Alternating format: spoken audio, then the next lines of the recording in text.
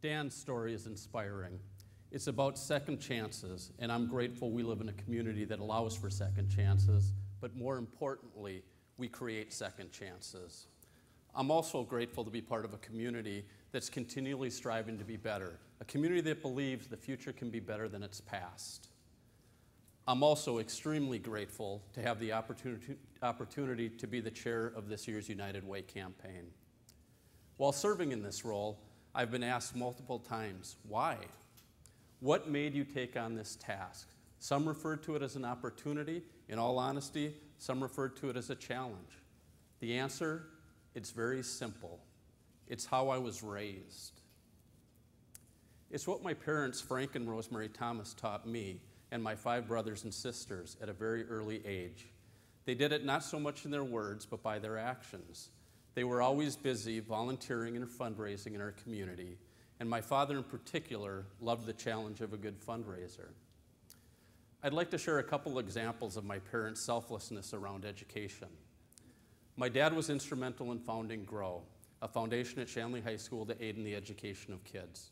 GROW stands for Greatness Requires Our Willingness. It's still in place today, helping move education forward. You see, Dad was self-employed and was most of his life. If Dad wasn't working, he couldn't support the family. And according to family and friends, Dad spent close to a year working tirelessly, getting the foundation up and running and funded, and did so for many years after. My mom was active in many organizations, from hospice to Riverview Place, but again, with an emphasis on education, my mom and some friends started what has become the Shanley Auction. It started as a garage sale with home-cooked hors d'oeuvres out at the West Fargo Fairgrounds. Today, that event raises close to $200,000 a year to benefit education again in our community.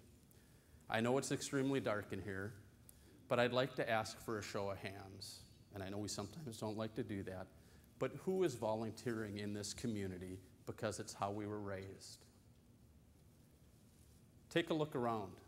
I know it's dark, but this is who we are. I've also been asked why the United Way, and truth be told, I really like the way the United Way operates. Maybe it's the banker in me, but I like the fact that we vet the organizations that we're investing in. In my mind, it works a bit like a philanthropic financial analyst. The United Way looks at the needs in our community, and it directs the dollars to where we think they're needed most. And we make sure that those dollars are being invested in the way that they were intended to, and that the desired outcomes are being achieved. If they're not, we'll look to invest in another partner or another program to reach the goals of our community. I also love that it's much, much more than a fundraising organization. This campaign is such a small part of what we do. It's by no means who we are. The United Way finds solutions where others find barriers. Think about it. We're working across multiple school districts, multiple counties, multiple states, and multiple organizations. Whether they're for-profit, nonprofit, or governmental, we're finding ways to partner. This collaboration makes our community a wonderful place to live and work. The kids in our community are winning because of this collaboration that's occurring. The United Way also creates opportunities for everyone to get involved. Every volunteer plays a significant role in creating lasting change and ensuring that the basic needs of our community are met. If you think of it as if you think of these hundreds and hundreds of volunteers as beams of light and envisioning them all coming together, what a bright and powerful force that can be. Each one of those beams represents someone in our community. It can be a CEO, it can be a community volunteer, it can be a stay-at-home mom or dad, a salesperson, or even that volunteer can be someone who desperately needs the services of one of our partner agencies. Each beam of light represents an opportunity to help. Each beam of light may not even know the impact they're having on the greater good. One of those beams of light that stands out to me, and I've never told them until now, is Kevin Spaulding. I don't know Kevin well, but I've talked to him over the years at United Way functions, and what I've seen is Kevin in action with the United Way. Kevin's here, I think back here someplace. Kevin, you inspire me. And the reason you inspire me is I take great pride in volunteering for organizations that have people that care so much. You see, Kevin's been involved in the school supply drive for 6 or 7 years, and Kevin has been instrumental in the growth and success of that program that gets school supplies in the hands of almost 5,000 kids in our community who might not have been ready for their first day of school without those supplies. This year, Kevin addressed our campaign cabinet at our very first meeting.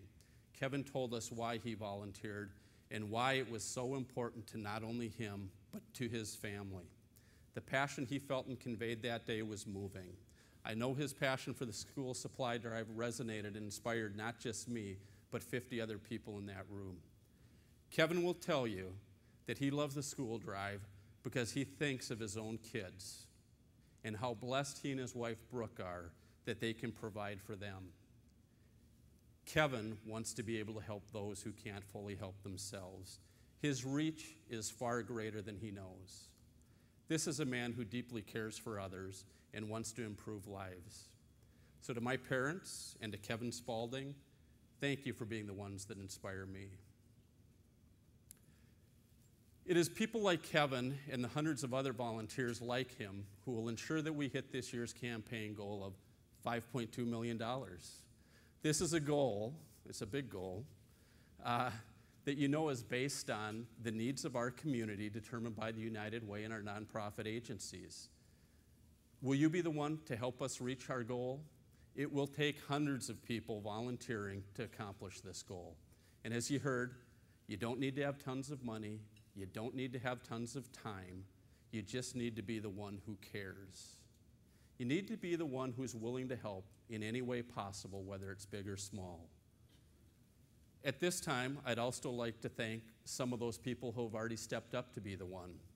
The campaign cabinet, it's comprised of over 50 very dedicated individuals helping us reach our goal, the over 40 loaned executives, the 100+ account executives, and the literally hundreds of employee campaign coordinators who are our feet on the ground in the over 650 companies running campaigns.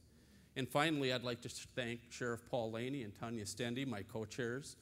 These two people will be the key to our campaign this year and in the years to come. So thank you for your leadership. When we all work together, when we volunteer together, when we unite around community needs and community-approved action plans, we can ensure that we're a community that not only believes in second chances, but a community that creates second chances for people like Dan. From our focus on education to basic needs, the United Way is going to be the one investing in a comprehensive approach. To illustrate how the United Way takes a comprehensive approach to addressing the needs in our community, let's take a look at the 2013 United Way video.